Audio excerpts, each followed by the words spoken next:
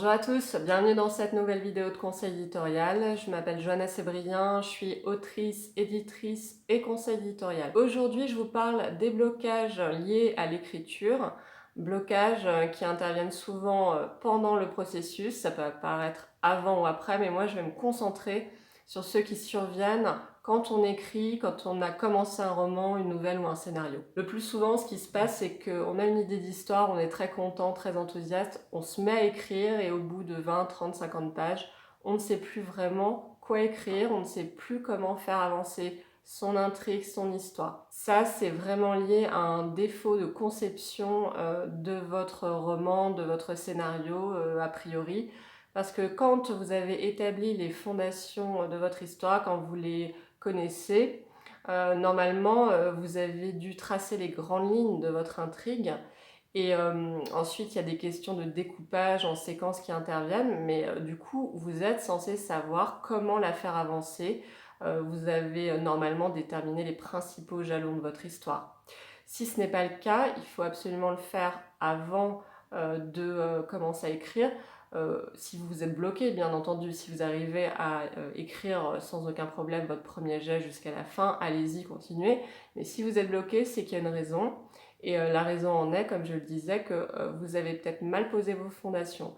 Les fondations primordiales d'une histoire, c'est quoi? C'est en fait déterminer quel est son personnage principal, déterminer son objectif dans l'histoire, non pas dans la vie, hein, parce que dans la vraie vie, en général, les êtres humains, qu'est-ce qu'ils veulent? Ils veulent être heureux, hein, souvent. Donc, dans l'histoire, l'objectif de votre personnage doit être très spécifique. Ça peut être, par exemple, gagner la Coupe du Monde d'athlétisme, ça peut être conquérir quelqu'un, ça peut être plein d'autres choses. Il faut que ce soit précis, il faut que vous en soyez conscient.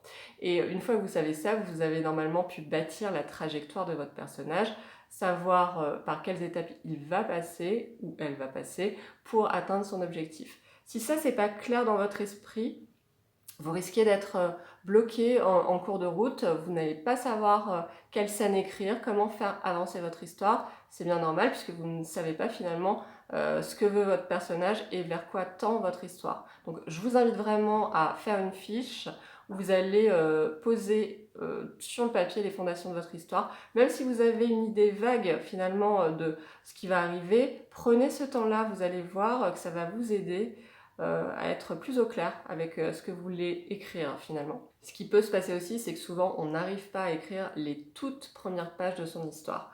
Alors dites-vous bien que ce sont sans doute les pages qui sont les plus difficiles à écrire. Pourquoi? Parce que sans doute qu'on a un sentiment d'être au pied d'une montagne et puis finalement c'est très compliqué de se lancer, on a peur de mal faire, on a peur de mal enclencher son récit. Moi je vous conseille vraiment de ne pas vous attarder là-dessus, vous y allez et puis de toute façon vous allez les revoir ces premières pages, donc vous les reverrez sans doute même à la fin de votre premier jet. Donc ne vous dites pas ça y est j'ai écrit des premières pages mais elles sont nulles, ne les relisez pas 10 fois de suite, ça ne sert absolument à rien.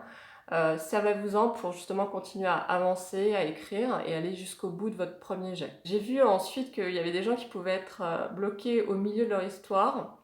Ça fait l'objet de quelques vidéos souvent hein, sur YouTube. Moi j'avoue que j'ai jamais ressenti ce blocage du milieu de l'histoire. Alors apparemment c'est lié au fait qu'on a déjà accompli la moitié puis que on sait ce qui nous attend et puis finalement ça nous fait aussi un peu peur. Enfin je sais pas quelles sont les raisons profondes mais moi je ressens plutôt finalement aux 2 tiers de mon histoire une espèce de réticence à écrire et je sais que pour ma part c'est vraiment lié au fait que j'ai un peu peur de lâcher le bébé à la fin et de me dire oh là là ça y est j'ai terminé mon livre. Alors pourquoi vraiment? C'est que bon, quelque part quand on termine quelque chose, on n'a jamais vraiment envie de terminer quelque chose qui était bien. Voilà, on n'a pas envie de mettre le point final, mais bon, c'est aussi le début d'un processus de réécriture, c'est le début peut-être d'une aventure de publication, donc il faut y aller parce que de toute façon, il y aura d'autres livres derrière, c'est ce qu'il faut se dire. Terminer un livre, ce n'est pas la fin de votre carrière d'écrivain, au contraire, c'est même plutôt le début. Ce qui peut se passer aussi, j'ai remarqué, c'est qu'on peut se tromper de personnage principal, c'est-à-dire qu'on commence à écrire et puis au bout d'un moment, on se rend compte qu'on est beaucoup plus intéressé par un autre personnage, un personnage secondaire qui est apparu au cours de l'histoire. Alors, il faut vraiment pas hésiter à changer de personnage principal.